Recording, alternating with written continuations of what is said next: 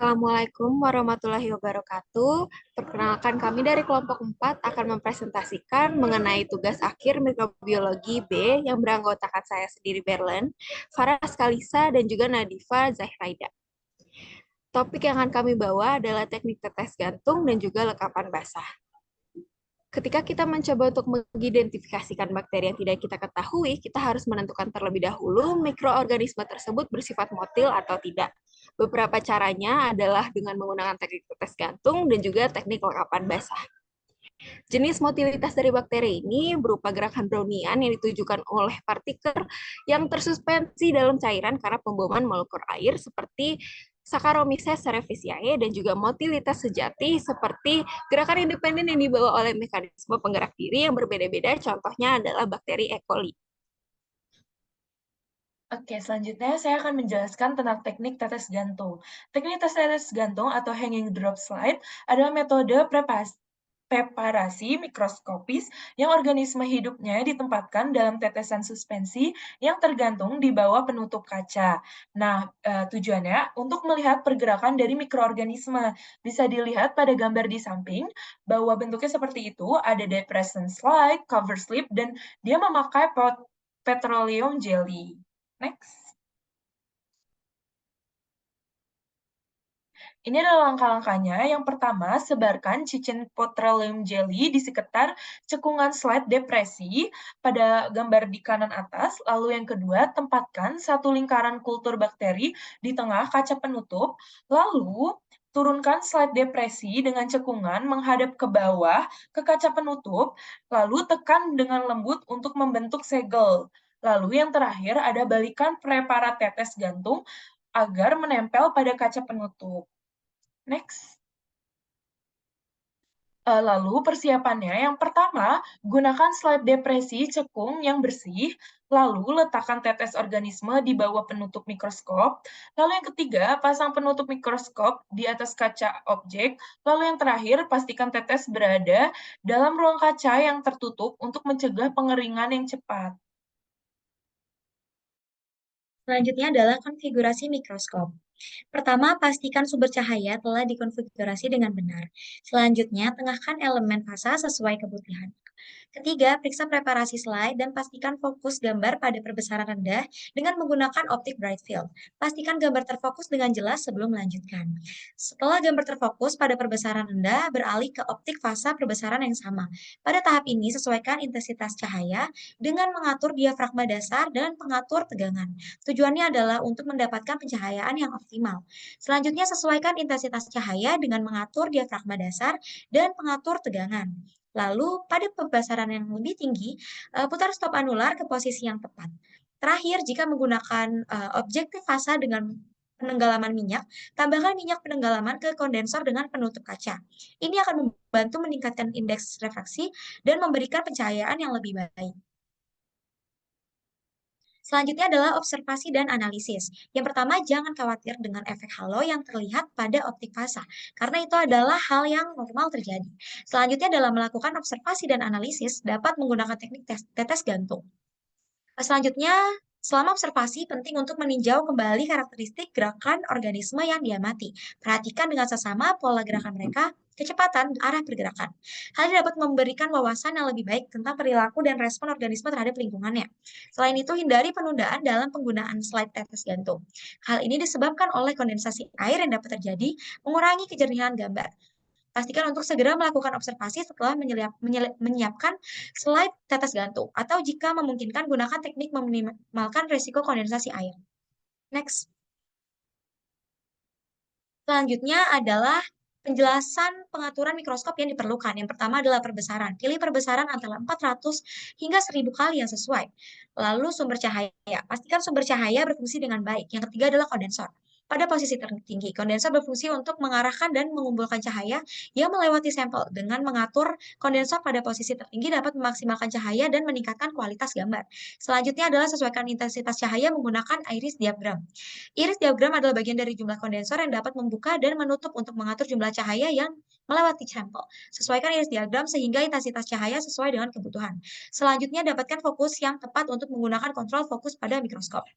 Selanjutnya adalah jika mikroskop dilengkapi dengan elemen fasa, dapat mengatur elemen fasa untuk meningkatkan kontras pada gambar, atau elemen fasa sebagai petunjuk pada mikroskop untuk mendapatkan gambar dengan kontras yang lebih baik. Dengan mengikuti pengaturan mikroskop yang tepat, maka akan didapat gambar organisme yang lebih jelas. Baik, yang selanjutnya merupakan kelebihan teknik tetes gantung. Yang pertama ini pengamatan organisme hidup, yaitu yang diamati secara langsung dalam keadaan hidup, memungkinkan pemahaman yang lebih baik tentang sifat dan perilaku mereka. Yang kedua itu adalah mencegah pengeringan yang lebih cepat. Yang ketiga, observasi yang lebih lama yang memungkinkan organisme dalam jangka waktu yang lebih lama tanpa mengganggu posisi sampel.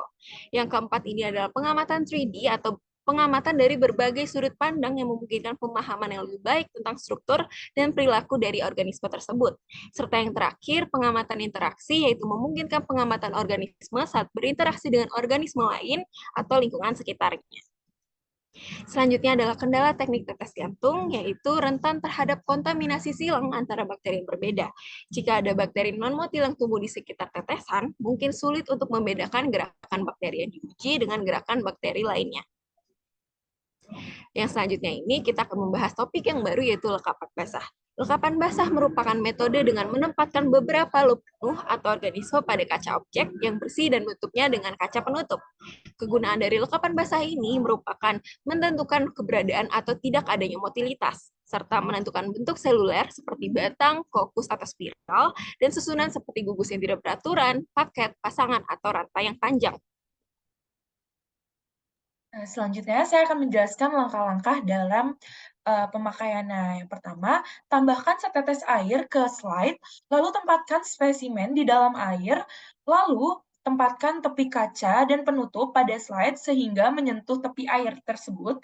Lalu yang terakhir adalah turunkan kaca penutup secara perlahan untuk mencegah terbentuknya dan terperangkapnya gelembung udara. Next. Ini adalah langkah-langkahnya. Yang pertama, gunakan slide dan penutup yang bebas gores dan juga bersih. Ini sangat penting saat menggunakan optik fase kontras. Lalu beri label pada setiap slide dengan nama organisme. Lalu selanjutnya, dengan memanipulasi diafragma dan kontrol voltase, kurangi pencahayaan secukupnya untuk membuat organisme terlihat. Bakteri yang tidak ternoda sangat transparan dan sulit dilihat. Lalu, untuk bukti motilitas yang sebenarnya, cari arah gerakan yang beberapa kali dimensi panjang bakteri. Pergerakan juga akan terjadi dalam arah yang berbeda pada bidang yang sama.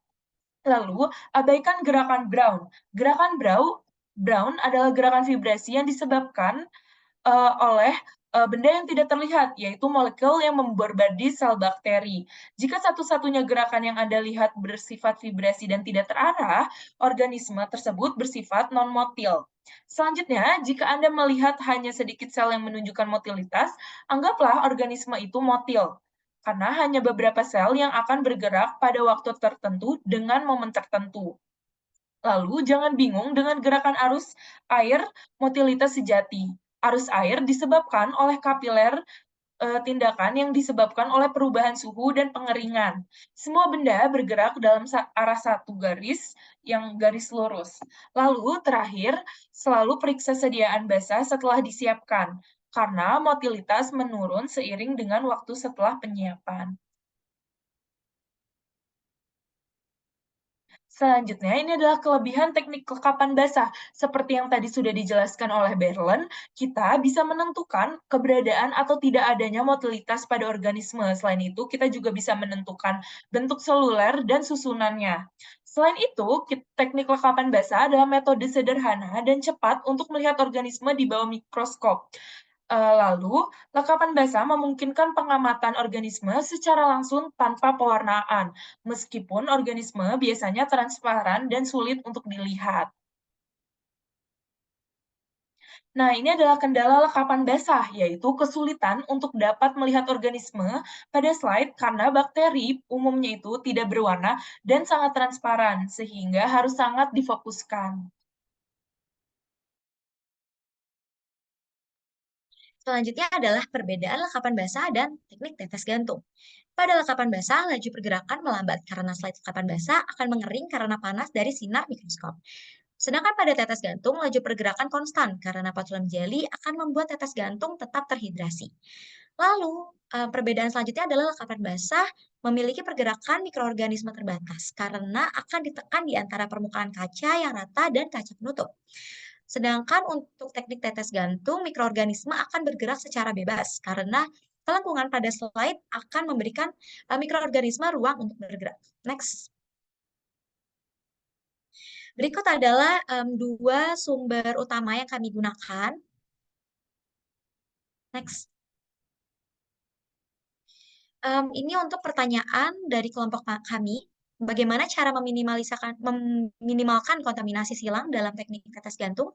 Yang kedua, apa saja karakteristik gerakan organisme yang diamati menggunakan teknik tetes gantung? Sekian presentasi dari kelompok kami. Semoga presentasi mikrobiologi teknik hanging drop slide dan lekapan bahasa ini memberikan wawasan baru dan memotivasi untuk terus menjelajahi dan mempelajari dunia mikrobiologi. Terima kasih atas perhatian dan kesempatan yang diberikan. Wassalamualaikum warahmatullahi wabarakatuh.